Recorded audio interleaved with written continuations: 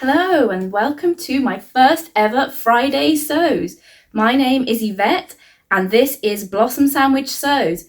So I thought I would get on the bandwagon of the Friday Sews videos because I've got a few sort of sewing related things I wanted to chat to you about, and I've been doing a few sort of more themed videos recently, so I thought it might be fun to just have a bit more of a chatty one.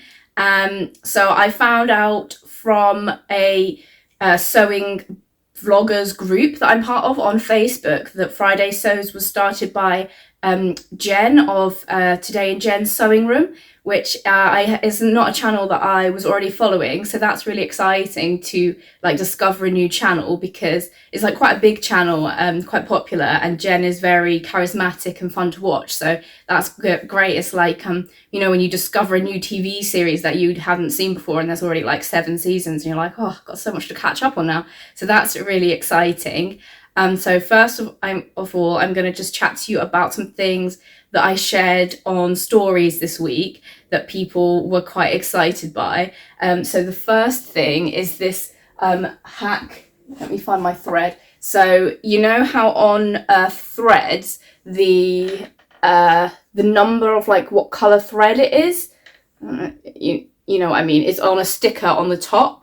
But then when you put it on the machine, the spool just like pokes that sticker right off, and then you can't remember what your thread is anymore. And it's like a nightmare you have to sort of unwind it and then go and compare it to all the other threads in the shop. So my hack for this is that there is a secret compartment inside the Gutermann threads, at least. So you can just pull off the bottom of the thread, and then I peel off that sticker and put it inside this secret compartment bit like this, and then it's like a way to keep the sticker like with the thread, so then that just sort of slots back in there, clips in, and you've got your number of what color the thread is without having to, I don't know, make some kind of thread organizing book or I don't know, keep track of it in some other way. It's just right there with it. So that was news to a lot of people that there's a secret compartment.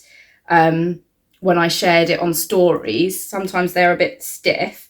But yeah, go and check out your threads and see if you can pull off the secret compartment. I can't claim this as being something that I thought of myself. I think I saw it on Reddit or something ages ago, but this is just a hack that I do with my thread.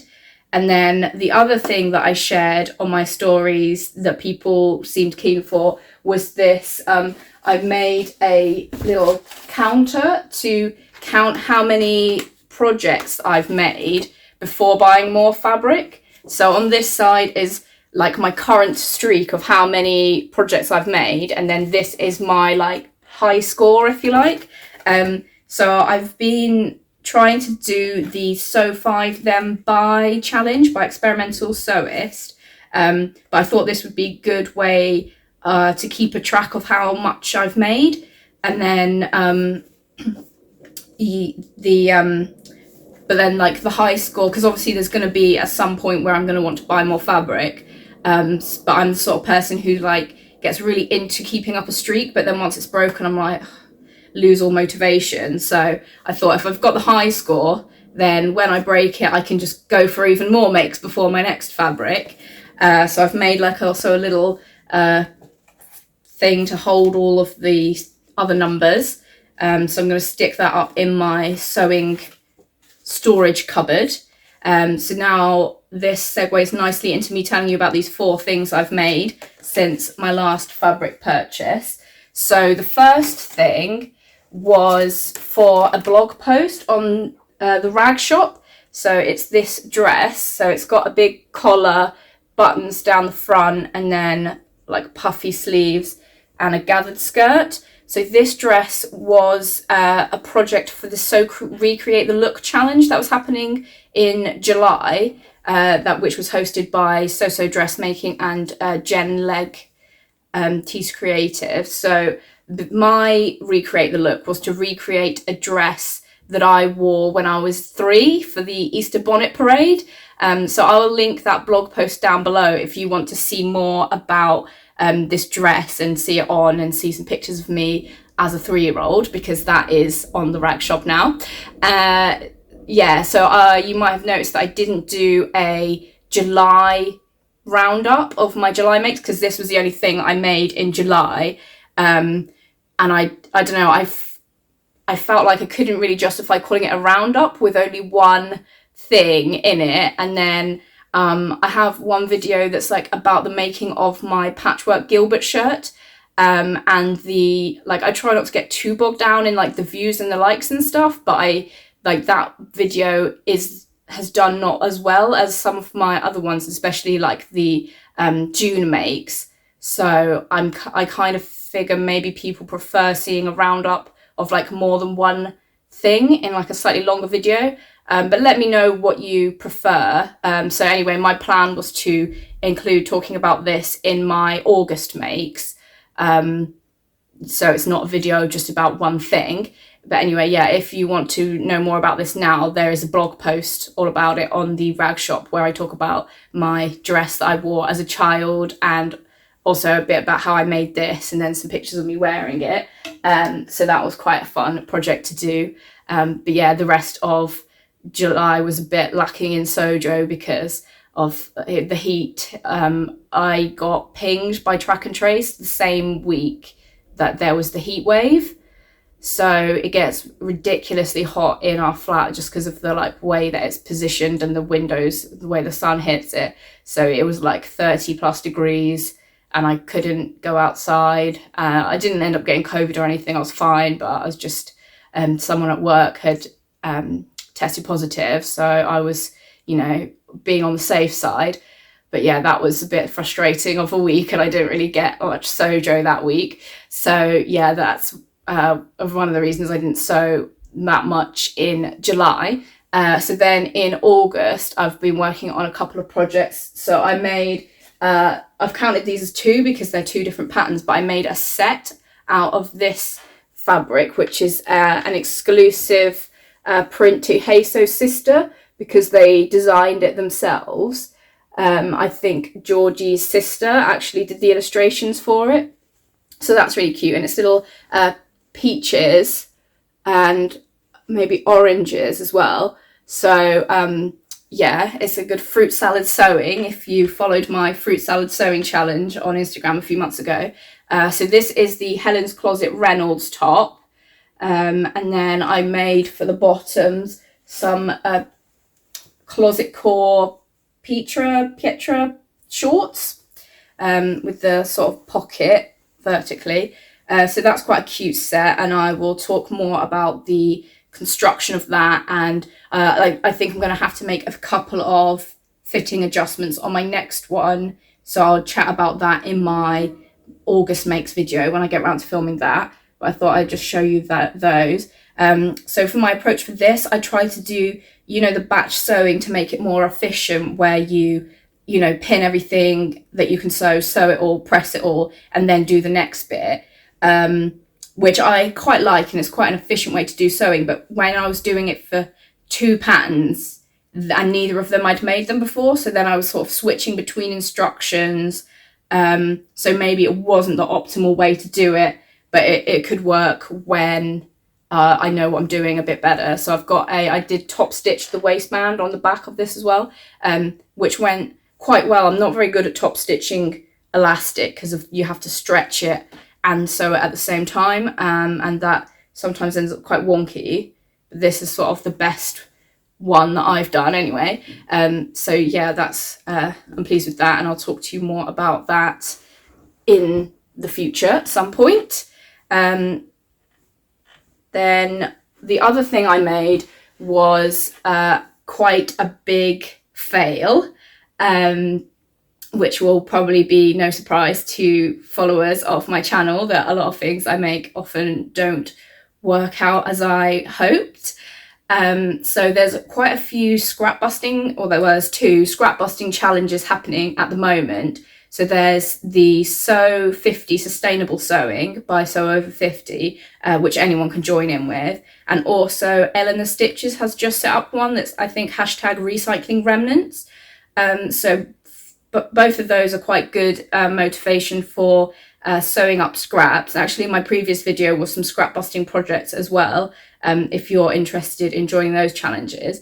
But I had a remnant left of the green Lady McElroy floral fabric that I used for my Norma dress that I wore to a wedding last month. So this fabric that I bought it from the rag shop. So I had planned to make a Friday Pattern Company square neck top, and that was my first attempt at the square neck top. Anyway, I really struggled with top stitching down the square neckline. I felt like it was getting kind of like ripples in it, and then my corners hadn't turned out brilliantly. I'm not really sure why that had happened, and just, yeah, so I ended up unpicking the top stitching and trying to do it again, but because it was cotton lawn, there was quite a lot of holes in it, and it just wasn't going well, and I was like, no, I'm not doing this. So I just basted up the sides so I could at least get an idea of the fit. And it turned out that actually I will need to make a few fitting adjustments to the Friday Pattern Company square neck top anyway on the next one. So I felt less bad about sort of sacking the whole thing off, because it wouldn't have been wearable anyway, even if I'd got the neckline perfect. So yeah, that's one positive for doing toiles. But I have really low motivation to sew toiles, because it's sort of a similar amount of effort to sewing up a thing that you would actually wear, but then you don't get to wear it. So yeah, doing what would be a wearable toile but with a leftover scrap is kind of ideal, because then it wasn't really a loss to me to sack it off. But yeah, I think I would definitely need to do a petite bodice adjustment, because I had a lot of fabric sort of here in the armpits just above the bust, and the darts were way too low. So I'll probably take out 1.5 centimeters sort of here. And then also I think I'm going to need to grade out towards the waist. I think the day I tried it on, I was particularly bloated, and I'd just eaten a cupcake. So maybe not the best indication, but the belly was quite tight on me, and I prefer things to just be like a little bit looser. So yeah, I think it was still a worthwhile sew, even though it failed. So that I've still counted it as my 4th project on my little counter, because I think I think you can get bogged down in successful projects and everything you make that you then can't share because it doesn't look perfect, or you're just not happy with it. It's like, oh well, I've then achieved nothing, but actually you've still tried it, and you still got somewhere with thinking about fit and that sort of thing. Anyway, so I followed my own scrap busting advice, and then turned that Friday Pattern Company top disaster into a little drawstring bag, which is still quite cute, and I use this like royal blue ribbon. So I don't know what I'm going to use that for. I've just got a cardigan in there for the moment, so that it's not sort of a limp, sad thing. But yeah, that's quite nice. Probably use it as like a gift bag or something if I happen to get a gift that's the right sort of size. So there, yeah. So that was my 4th and failure project, and then I did buy some fabric. So I've got my 0 at the ready to put on my sign. So this was from the New Craft House, and it's a cotton poplin. Let's see, can you see that? It's so it's like a floral, like a navy background, but you don't see that much of the background. So it's got quite a busy floral print with pink and purple flowers, and then these like sort of blue leaves. So it's a cotton poplin, but it's quite a lightweight cotton poplin. So it's not quite as thin as a lawn, but it's sort of between a lawn and what like a usual cotton poplin is, I would say. So it's really nice quality. I haven't pre-washed it yet, so I'll do that like when I finish filming, because I am keen to sew this. It's actually, so I bought this from the New Craft House, but it turns out it's actually a Rose and Hubble fabric, according to the selvage. So that surprised me actually, because I thought that the New Craft House got all their fabric ex-designer. So yeah, I don't really know where they got it from. Maybe like a fashion designer had bought some and then wanted to, to test something out with it and decided then to pass it on to a new craft house. But yeah, it's really nice fabric anyway, so I'm pleased with that. And what I'm planning to make with this is another Gilbert dress hack. So I think I've previously shared my Gilbert dress with the waves print on it. Or maybe I was even wearing it in one of my previous videos, or it is on my Instagram anyway, if you follow me at Blossomsandwich. So yeah, I'm going to make another one of these because I wear that dress all the time. I do have a second one, but it's like a Christmas one, so that's a bit sad that I can't wear it all the time. Anyway, because it's like quite a loose fitting shirt anyway, and then the gathered skirt, there is plenty of room for my bloaty / cupcakey belly in that pattern.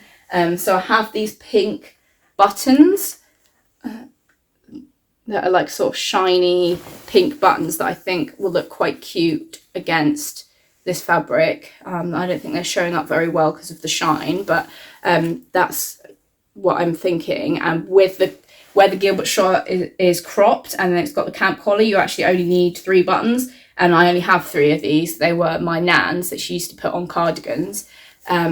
So yeah, and then also I quite like thinking about how things I make will work with stuff already in my wardrobe. So I have this sort of fluffy blue cardigan that I think would look really nice with it. It's just a ready to wear one, but it's so soft and comfy. So I think that will be a cute combo with the blue in those little leaves on the print. So yeah, that's quite good, and I think it will be a super wearable garment. So yeah, I'm going to get that in the pre-wash now it's all unfolded, and get that ready to go. And then it came with this postcard. I make things with my hands, so that's really cute. I'll keep that. I've actually kept all the postcards from all the shops that I've bought fabric from, but they're all just sort of chilling in an envelope. So I need to sort of make a little display of them at some point, and that will be really nice. Right, and then that's basically all the sort of sewing stuff I was going to talk to you about. And then also I got this surprise sweeties present from my sewing friend Natalie. So it was a kilo of sweets, but now it's I'm not even going to tell you how much is left because it's a bit embarrassing, but this is from the Happy Turtle Tuck Shop.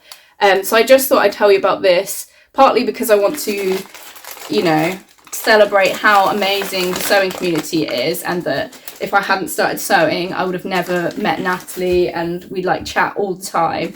And so that's really lovely. But also the Happy Turtle Tuck Shop is, it's run by Georgie and Ollie, who also run Hey So Sister. I honestly don't know how they do it. They are quite incredible. But if you like the ethos of Hey So Sister, and they always use plastic-free packaging, and even though they're like a business, they're not kind of driving for consumerism. It's more about having a nice product and getting people what they want.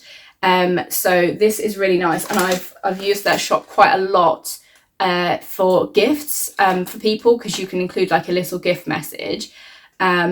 So if my friends are ever sort of upset, or if it's a birthday or something, it's like an ideal thing, and they come really nicely packed in like a box with the tissue paper, and it's all plastic free and vegan, so it works for everyone, because they're kind of gummy sweets like Haribo's, but a lot of people can't eat them because they're not vegan.